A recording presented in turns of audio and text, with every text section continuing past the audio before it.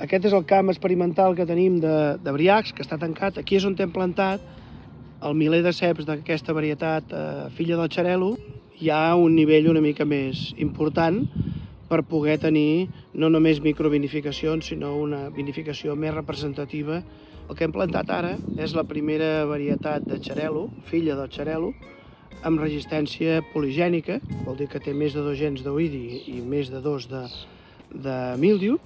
Amb aquesta varietat, repeteixo, la similitud de la varietat a nivell fenològic i de fulla no és molt semblant, però a nivell de vici madura igual pràcticament, potser inclús una mica més tard, perquè també buscàvem dins la selecció que maduressin més tard, però el gran avantatge és que no s'ha de tractar, també, no?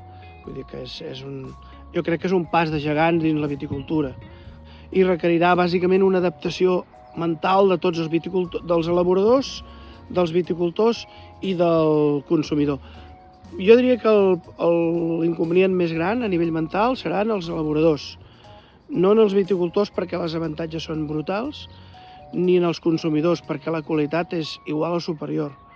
I per tant en aquests 2 punts no hi seran, però en el punt intermig de l'elaboració sí, perquè l'elaborador no les coneix i ha de veure els avantatges a nivell de vi i a nivell de producció i qualitat, no, anem a dir. Jo crec que faltarà veure si el nom que se li dona finalment és un nom semblant a xarel·lo o no, Joan Xarel·lo, per exemple, per dir alguna cosa, però amb les microvinificacions ja ha sortit bé diverses vegades, però si en la micro surt bé, normalment amb la macro surt millor. Per tant, tenim quasi bé assegurat que agradarà.